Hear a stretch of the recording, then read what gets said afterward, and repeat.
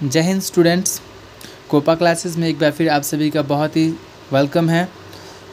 आज मैं मुस्कान कुमारी, जिन्हें एक्सपोनेंट चैप्टर में कुछ प्रॉब्लम्स हैं, उन्हें लेके आया हूँ। ये क्लास 7, 8, 9 और 10th क्लास के बच्चों के लिए बहुत ही बेनिफिशियल है।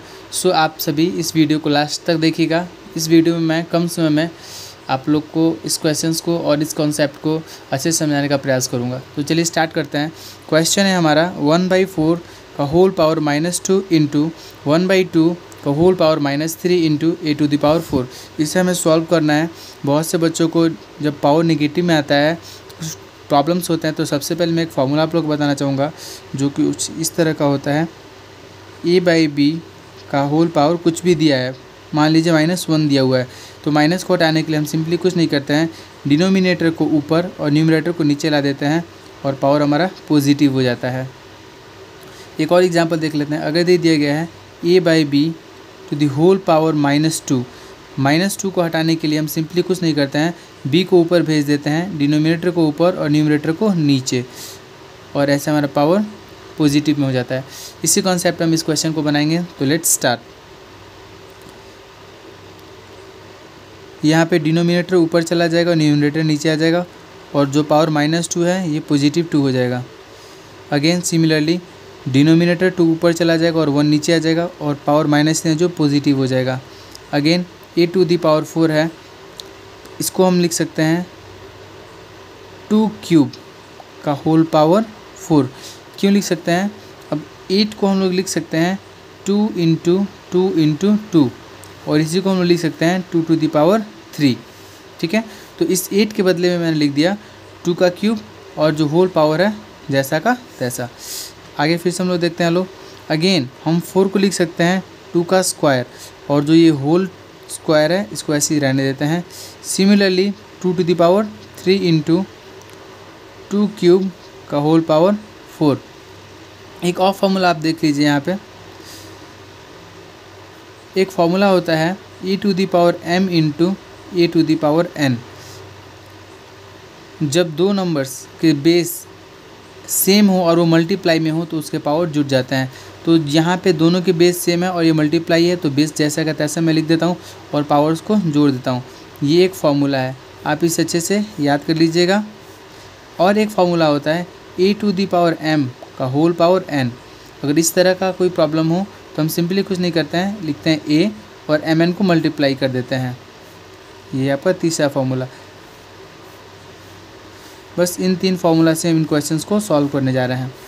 चलिए तो देखते हैं हम यहाँ पे 2 2 2 ज़ा 4 × 2³ सिमिलरली 2 3 4 ज़ा 12।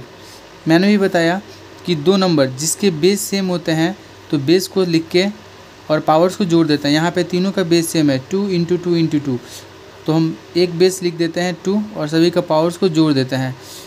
तो जोड़ने से 12 4 16 16 3 19, और ये हो गया हमारा आंसर। आप चाहें तो जब इसका प्रोडक्ट कीजिएगा 2 × 2 × 2 .. 19 टाइम्स जब आप करते हैं तो आपको मिल जाएगा 524288, और ये होगा हमारा आंसर। आंसर हमारा ये भी राइट है, आंसर हमारा ये भी राइट है।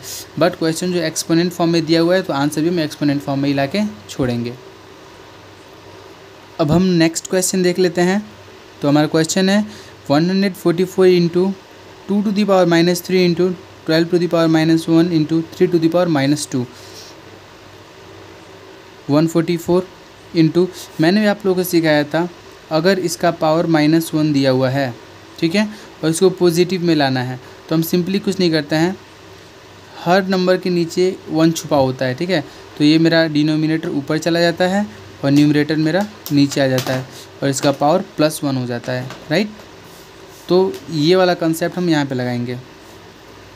यहाँ पे 2⁻³ है, तो जो 2 होगा डिनोमिनेटर में आ जाएगा और -3 पॉजिटिव हो जाएगा। इनटू सिमिलरली 2 का पावर -1 12 का पावर -1 है, तो ये हो जाएगा 1/12 इंटू 3⁻2 है, तो ये हो जाएगा 1/3²। अब हम लोग आगे करते हैं कैलकुलेशन। 1/44 इंटू 1/2 का क्यूब कितना होता है 8 होता है।